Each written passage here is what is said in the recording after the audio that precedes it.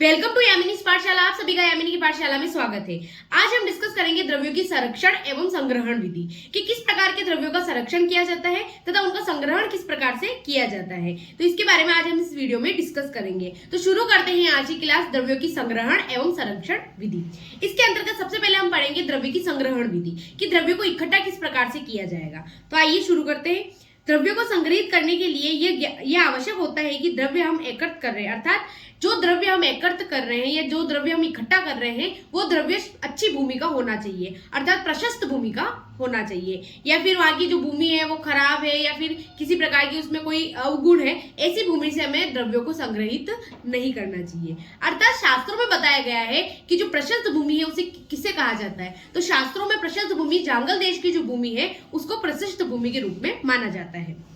साधारणतया जांगल भूमि में शीत उष्ण जल पवन सेवित ओषित कंकड़ों गड्ढों वाल्मीकि सहित हो, शमशान स्थान हो, देव स्थान हो, सभा स्थान हो, बड़े बड़े वृक्षों से रहित अगर कोई भूमि हो, जलाशय के निकटवर्ती अगर कोई भूमि हो, स्निग्ध हो, मृदु हो, कृष्ण हो, लाल या लाल वर्ण की जो उसकी जो मिट्टी है उस प्रकार की हो, और मिट्टी जो है वो अचानक फूटने वाली हो, और मधुर भूमि से उत्पन्न जो औषध होते हैं उनका संग्रहण नहीं करना चाहिए। कि अगर वहां की जो भूमि है वहां पे आसपास कोई शमशान स्थान है, वहां पे आसपास कोई वृक्ष नहीं है, या फिर वहां पे किसी प्रकार का सभा स्थान है, या ऐसा कहीं कोई प्रयोगशाला है, कोई फैक्ट्री है, इस प्रकार वहां पे किसी प्रकार का उद्योग है आसपास, तो इस प्रकार की जो भूमि होती है वहां के द्रव्यों को अपन को संग्रहित नहीं करना चाहिए, क्योंकि वहां के द्रव्यों को संग्रहित करने से हमें लाभ प्राप्त नहीं होता है। अर्थात आगे बताया गया है कि किस प्रकार की द्रव्यों का संग्रहण करना चाहिए।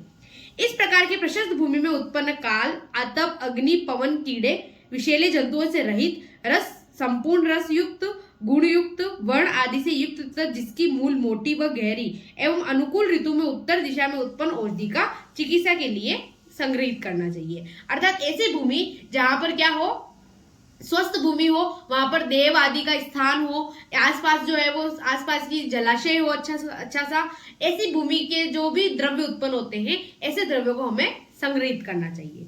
अर्थात उसकी विधि क्या है कि द्रव्यों को संग्रहित किस प्रकार से करना चाहिए, क्या उसका समय होना चाहिए, किस मुहूर्त में हमें करना चाहिए, उसके बारे में। उपरोक्त गुणों से, अर्थात अगर आपको इस उपरोक्त जो गुण बताए हैं, उपरोक्त गुणों से अगर आपको कोई द्रव्य मिल जाता है, उस द्रव्य को सब संग्रहण करने की क्या विधि है उसके बारे में। उपरोक्त गुणों से युक्त औषधि या औषध द्रव्यों को पवित्रता के साथ श्वेत वस्त्र धारण कर मंगला आचरण करके गो ब्राह्मण एवं अश्विनी कुमारों देवताओं की पूजा अर्चना कर शुद्ध मन एवं श्रद्धा के साथ पूर्वाभिमुख होकर या उत्तर अभिमुख होकर पुष्य नक्षत्र मृगशीरा तथा अश्विनी नक्षत्र के अंतर्गत संग्रहण करना चाहिए। अर्थात द्रव्यों का समय क्या है, द्रव्यों को संग्रहित करने का क्या समय है, किस प्रकार का हमें वस्त्र जो है वो धारण करना चाहिए, किस प्रकार की हमें पूजा अर्चना करनी चाहिए, ये होता है। तो इसमें यही बताया गया है कि एक तो आपको श्वेत वस्त्र धारण करके द्रव्यों का संग्रहण करना चाहिए, दूसरी चीज या तो आपको उत्तर अभिमुख होकर या पूर्व अभिमुख होकर द्रव्यों का संग्रहण करना चाहिए। पूर्व अभिमुख यानी पूर्व की तरफ अपना मुख होकर, इस तरीके से हमें द्रव्यों का संग्रहण करना चाहिए। तीसरी चीज, जो द्रव्य संग्रहण का जो समय है वो कौन कौन सा है, पुष्य नक्षत्र, मृगशिरा नक्षत्र एवं अश्विनी नक्षत्र। इन तीनों में से किसी भी जो भी नक्षत्र है उसी नक्षत्र में हमें जो द्रव्य है उन द्रव्यों का संग्रहण करना चाहिए। इसके अलावा गो ब्राह्मण अश्विनी कुमार आदि की जो अपने देवता है, अश्विनी कुमार को माना जाता है, उनकी पूजा अर्चना अर्थात उनको याद करना चाहिए, जिससे हमारी द्रव्य जो होंगे वो लाभदायक होंगे। इसके अलावा हमें मंगला आचरण करना चाहिए, अर्थात हम किसी भी कार्य को करते हैं क्योंकि हम एक पौधे को ले रहे हैं या इस पौधे को जो चीज है उसको तोड़ के ले रहे हैं या फिर जिस भी प्रकार से ले रहे हैं, तो उसके लिए हमें एक बार कामना या मंगला आचरण करके उस पौधों को संग्रहित करना चाहिए। तो ये है संग्रहण की विधि। अर्थात अब संग्रहण के साथ साथ कौन से चीज को, अब क्या होता है कि कोई पौधा या पेड़ होता है उसके बहुत सारी चीजें होती है, जैसे फल है, पत्र है, उसकी जड़ है, उसका तना है, उसकी छाल है, इस प्रकार से अलग अलग द्रव्य हमें अलग अलग जो है पेड़ पौधों से प्राप्त होते हैं। तो कौन सा द्रव्य या कौन सा उसका अंग हमें किस ऋतु में या किस समय हमें लेना चाहिए उसके बारे में भी हम पढ़ते हैं। जैसे अगर आप बात करें मूल संग्रहण, मूल का अर्थ होता है जड़। अगर आपको किसी भी पौधे या किसी भी पेड़ पौधे की जड़ अगर आपको चाहिए, जड़ का संग्रहण करना है, तो जड़ का संग्रहण आपको ग्रीष्म ऋतु, वर्षा ऋतु एवं शिशिर ऋतु में करना चाहिए, ताकि वो अच्छा होता है। दूसरा चीज आता है त्वक संग्रहण। त्वक का अर्थ होता है उसकी छाल। ठीक है। त्वक यानी उसकी छाल, जैसे त्वक, त्वक का तो जो मेन जो अर्थ है वो तो है स्किन, अपनी जो अपनी स्किन होती है वो त्वक कहलाती है। अर्थात वहां पर अगर पेड़ पौधों की उसमें बात की जाए तो त्वक को वहां छाल कहा जाएगा। अर्थात त्वक का जिस प्रकार से हमें शरद ऋतु में उसका संग्रहण करना चाहिए। फिर थर्ड आती शाखा। शाखा यानी जो उसकी टहनियां हैं या उसकी जो भी लकड़ियां है छोटी छोटी, वो शाखाएं होती है। तो शाखाओं का संग्रहण हमें वर्षा एवं वसंत ऋतु में करना चाहिए। फिर आता है कांड सार संग्रहण। कांड सार यानी कि उसका जो क्षार है, कांड का जो क्षार होता है, उसका संग्रहण किस रूप से करना चाहिए, तो वो होता है हेमंत ऋतु में। पत्र संग्रहण यानी किसी का पत्ता अगर आपको चाहिए तो पत्र का संग्रहण आपको वसंत ऋतु में करना चाहिए। फिर आता है पुष्प या फूल, अर्थात किसी के पुष्प का आपको प्रयोग करना है या किसी के फल का आपको प्रयोग करना है तो उसका संग्रहण यथा ऋतु अनुसार, अर्थात जब वो पक रहे हैं, अर्थात सभी का फूल और पुष्प आने का एक समय फिक्स होता है, तो जब वो आ गए उस समय आपको उसका संग्रहण कर लेना चाहिए। फिर आता है क्षीर निर्यात। क्षीर निर्यात यानी कुछ पेड़ पौधे ऐसे भी होते हैं जिनका दुग्ध जो है वो प्रयोग में लिया जाता है औषधि बनाने के लिए, तो क्षीर का निर्यात आपको शरद एवं वसंत ऋतु में करना चाहिए। इस प्रकार उपरोक्त सभी बातों को ध्यान में रखते हुए वीर्यों की दृष्टिगत रखते हुए द्रव्यों का संग्रहण करना चाहिए, अर्थात उसमें वीर्य आदि का गुण वगैरह, गुण आदि का ध्यान में रखते हुए द्रव्यों का संग्रहण आप कर सकते हैं। तो ये तो हो गई द्रव्य संग्रहण विधि। अब आती है संरक्षण विधि, अर्थात जो द्रव्य आपने इकट्ठे किए हैं, संग्रहित किए हैं, उनको अच्छी तरीके से उचित प्रकार से रखने के लिए जो विधि आप प्रयोग करेंगे वो आएगी संरक्षण विधि। अब किस प्रकार से आप द्रव्यों को संभाल कर रखेंगे उसके, अर्थात द्रव्यों का रख रखाव किस प्रकार से करेंगे वो इसके अंदर पढ़ेंगे। द्रव्यों को संग्रहित करने की बतलाई गई विधि का अनुपालन करते हुए द्रव्यों का संग्रहण करने के पश्चात उनका संग्रहण किया जाता है। फिर आता है उचित संरक्षण के अभाव में औषध द्रव्यों को हीन वीर्य हो जाने की संभावना रहती है। इसके लिए यथाविधि संग्रहित औषधि द्रव्यों की छाया या मंद धूप में सुखाना चाहिए। अर्थात क्या होता है, अगर आप किसी द्रव्य को संग्रहित करते हैं तो संग्रहित करने के बाद यदि आप उसको उचित प्रकार से उसका रखरखाव नहीं करेंगे तो उसके अंदर जो गुण है, जिसके अंदर वीर्य है या उसी में किसी भी प्रकार का रस है, तो उसका हीन होना संभावना रहती है, वो खत्म हो जाते हैं धीरे धीरे। तो उसको अच्छे प्रकार से आपको रखना चाहिए। इसके लिए या तो आप उसे छाया में रखें या उसे मंद धूप में रखना चाहिए, क्योंकि जो आप औषधि संग्रहण करते हैं वो कुछ जो होती है आर्द्र होती है, अर्थात उसको सुखाना जरूरी होता है। कुछ औषधि ऐसी होती है जिसको सुखाकर प्रयोग किया जाता है, तो उसको भी सुखाने की भी विधि ये है कि उसको कड़क जो धूप होती है उसमें नहीं सुखाकर मंद धूप में या छाया में सुखाना चाहिए। तीसरी चीज आती है सुगंधित और उड़नशील तेलीय द्रव्यों को तेज धूप में सुखाने पर उड़नशील तेल के उड़ जाने से द्रव्य हीन वीर्य हो जाती है। अर्थात कोई द्रव्य ऐसा होता है जिसके अंदर तेल या फिर उड़नशील कोई पदार्थ होता है, जिसके कारण यदि आप उसे कड़क धूप में सुखाएंगे तो वो तेल या उड़नशील जो भी पदार्थ है वो खत्म हो जाएंगे, जिससे वो जो औषधि होगी वो हीन वीर्य हो जाएगी, अर्थात वो लाभ नहीं देगी। चौथी चीज आती है अतः ऐसे द्रव्यों को छाया में शुष्क करना चाहिए, अर्थात उसको सुखाना तो चाहिए लेकिन कब, छाया में रखकर उसको सुखाना चाहिए। इस प्रकार औषध द्रव्य को शुष्क कर भेषजागार में रखना चाहिए। भेषजागार का अर्थ होता है कि जहां पर औषधि का संग्रहण किया जाता है उस रूम को, उस कमरे को जो कहा जाता है वो भेषजागार कहा जाता है। भेषजागार स्वस्थ स्थान में पूर्व या उत्तर मुख द्वार वाला होना चाहिए। अब भेषजागार किस प्रकार का होना चाहिए, तो सबसे पहले तो वो भी स्वच्छ स्थान पर बना हुआ होना चाहिए। दूसरी चीज उसका जो द्वार है वो या तो पूर्व में या उत्तर में उसका द्वार होना चाहिए। थर्ड चीज आती है भेषजागार के बारे में कि भेषजागार में वायु प्रकाश के संरक्षण की उचित व्यवस्था होनी चाहिए, अर्थात भेषजागार में क्रॉस वेंटिलेशन होना चाहिए, खिड़की होनी चाहिए ताकि उसमें सफोकेशन नहीं होगी, वरना आर्द्रता से क्या होगा कि आपकी जो औषधियां है वो खराब हो सकती है। तो उसके अंदर उचित प्रकाश एवं वायु की व्यवस्था होनी चाहिए।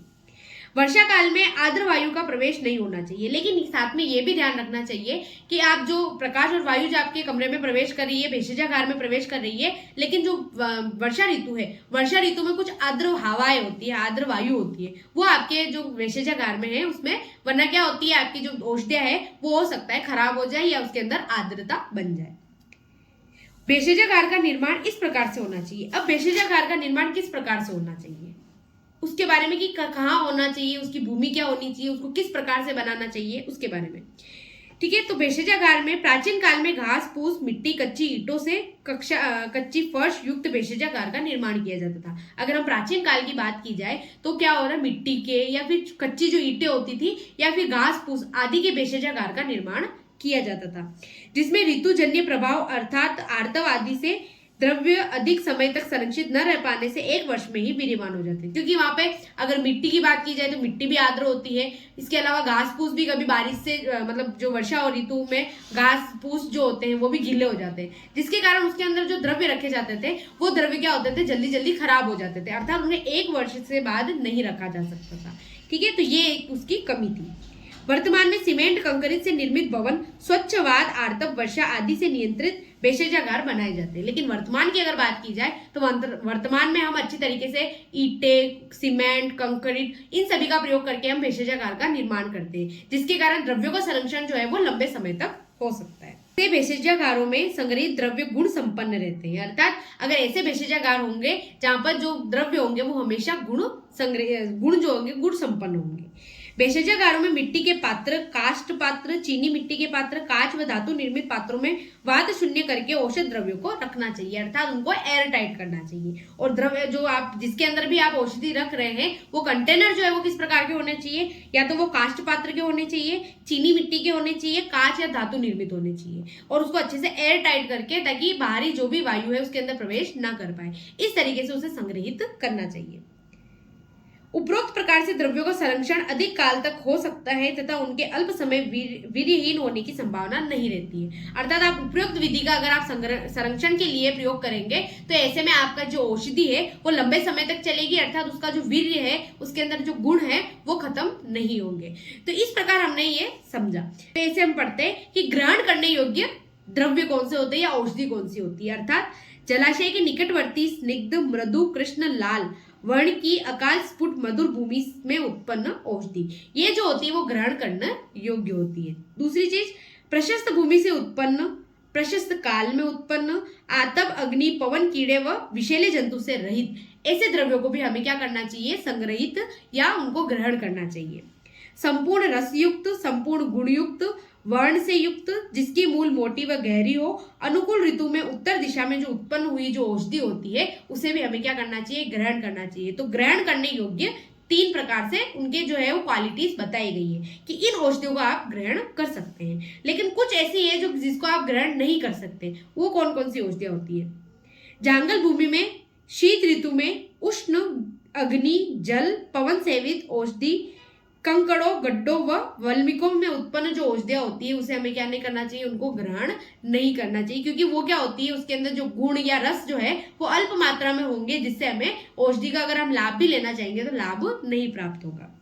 शमशान, देवस्थान, सभा स्थलों व बड़े बड़े वृक्षों से उत्पन्न जो औषधियां होती है उसको भी हमें ग्रहण नहीं करना चाहिए, अर्थात ऐसी औषधियां शमशान स्थान में है या फिर किसी ऐसे सभा स्थलों के आसपास है या उद्योगों के आसपास है, तो ऐसी स्थान की जो भी द्रव्य है उनको इकट्ठा या उनको संग्रहित नहीं करना चाहिए।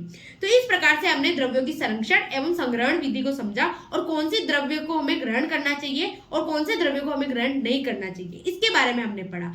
इसी के साथ इस वीडियो को हम यही खत्म करते हैं। मिलते हैं एक नई वीडियो के साथ, एक नई टॉपिक के साथ। अगर आप मेरे चैनल पर नए हैं तो मेरे चैनल को सब्सक्राइब कीजिएगा। Thank you so much for watching. धन्यवाद।